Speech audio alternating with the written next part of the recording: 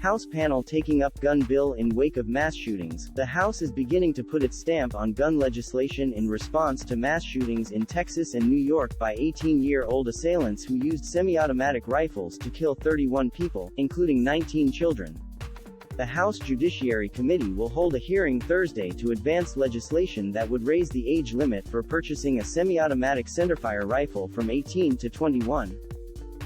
The bill would make it a federal offense to import, manufacture or possess large-capacity magazines and would create a grant program to buy back such magazines. It also builds on the executive branch's ban on bump stock devices and so-called ghost guns that are privately made without serial numbers. The Democratic legislation, called the Protecting Our Kids Act, was quickly added to the legislative docket after last week's school shooting in Uvalde, Texas. A vote by the full House could come as early as next week. With Republicans nearly in lockstep in their opposition, the House action will mostly be symbolic, serving to put lawmakers on record about gun control ahead of this year's elections.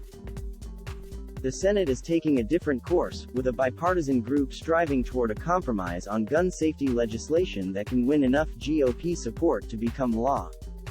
But Representative Gerald Nadler of New York, the Democratic chairman of the House Judiciary Committee, defends the proposals as being popular with Americans.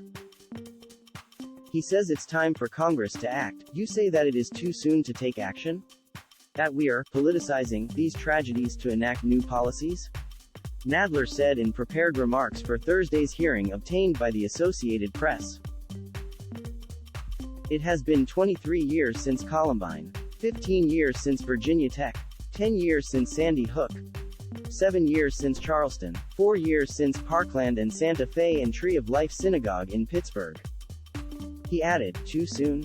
My friends, what the hell are you waiting for, Rep.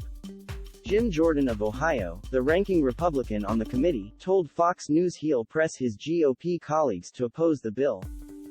I'm going to do everything I can to encourage my colleagues to oppose this hodgepodge of bills that I don't think would have made one difference in tragedies that we've seen recently, Jordan said. Any legislative response to the Uvalde and Buffalo, New York, shootings will have to get through the evenly divided Senate, where support from at least 10 Republicans will be needed to advance the measure to a final vote. A group of senators has been working behind the scenes this week in hopes of finding a consensus. Ideas under discussion include expanded background checks for gun purchases and incentivizing red flag laws that allow family members, school officials and others to go into court and secure an order requiring the police to seize guns from people considered a threat to themselves or others. The broader bipartisan group of almost 10 senators met again Wednesday, a very productive call, said Sen. Richard Blumenthal, Decon. In an interview, there's a tenor and tone, as well as real substantive discussion that seems different, he said. Blumenthal has been working with a Republican member of the group, Senator Lindsey Graham of South Carolina, on a proposal to send resources to the states for red flag laws. He said he was excited and encouraged by the response from the group. It really is time for our Republican colleagues to put up or shut up, Blumenthal said. We've been down this road before. President Joe Biden was asked Wednesday if he was confident Congress would take action on gun legislation. I served in Congress for 36 years. I'm never confident, totally, Biden said. It depends, and I don't know.